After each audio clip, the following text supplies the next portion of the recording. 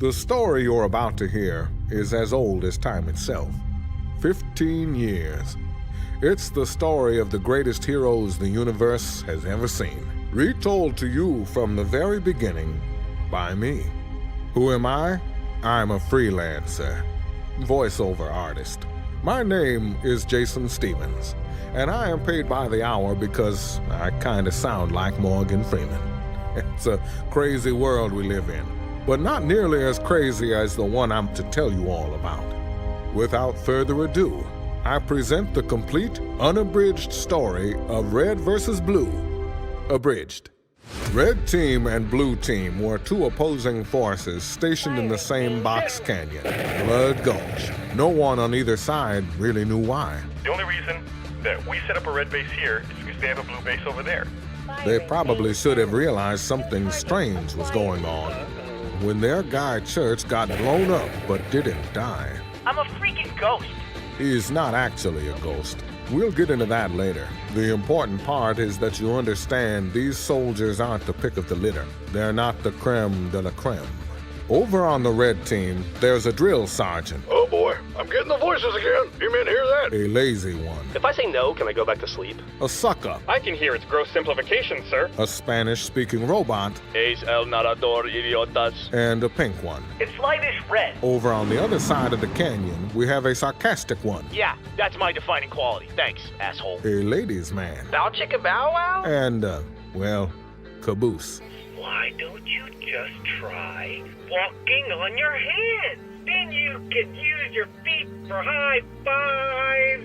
Even though they were supposedly at war, both teams talked to the same guy, Vic, on the radio. What's going on? Every now and then, a freelancer would show up in the canyon. They're kind of like badass bounty hunters, but not. Most times when a freelancer showed up, it was bad news. All right, look, she's only bad because she has an evil computer program in her head, okay? Whatever. This isn't even canon. What do I care? Church is sensitive about text because they used to date. That evil computer program he mentioned is called Omega, and it makes everyone evil when it jumps into their head through their helmet. This happened to everybody in Blood Gulch, but Omega got especially cozy inside the head of their new medic, Doc. You fools have fallen right into my hands. In their first truly heroic act, the Reds and Blues stopped that evil melodramatic computer program. Hey, what the hell? Then things got a little weird. They thought they traveled forward in time by 1,000 years. Tucker found an alien sword, then had a baby with an alien. They met a talking bomb named Andy. Griff's sister showed up, Tex came back, got infected with the evil AI, flew away and blew up. That was the end of their Blood Gulch Chronicles. But the story keeps on going, doesn't it? The Reds and Blues got reassigned and spread out after that, until a freelancer agent named Washington went looking for them. Breaking with the freelancer mold, Wash was a cool guy, until later when he was evil. But before and after that, he was definitely a cool guy.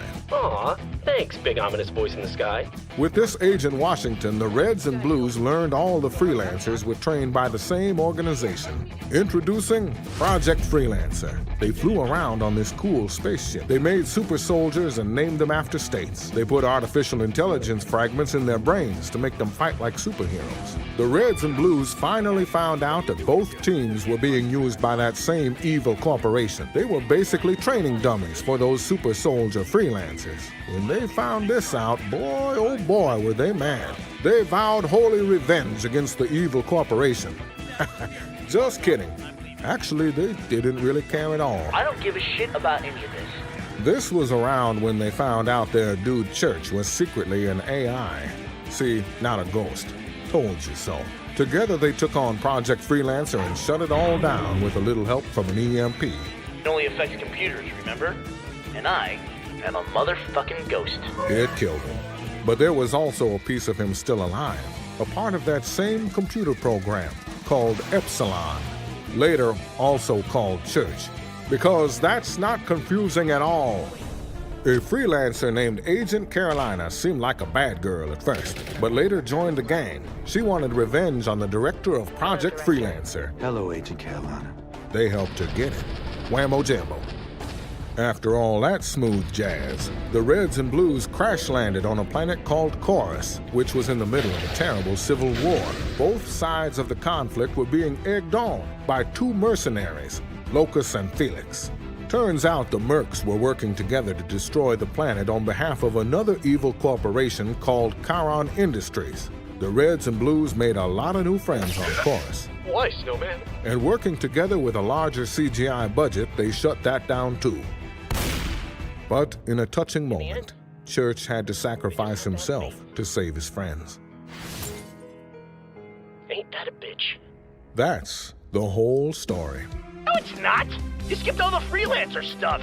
And all the story that happened in Epsilon's memory unit. Way before Inception came out, I'd like to add. And technically, you reordered a lot of the main elements. And left out all of Red Team's successful military operations. And where's Freckles and Santa? Well, like I said, they pay me hourly and my time's up, kids. Unless you feel like paying me extra. No. No bueno. Not happening. Negatory. Okay. Right. Then that's the whole story. If you want more, watch the damn show yourself. See you later, space cowboys.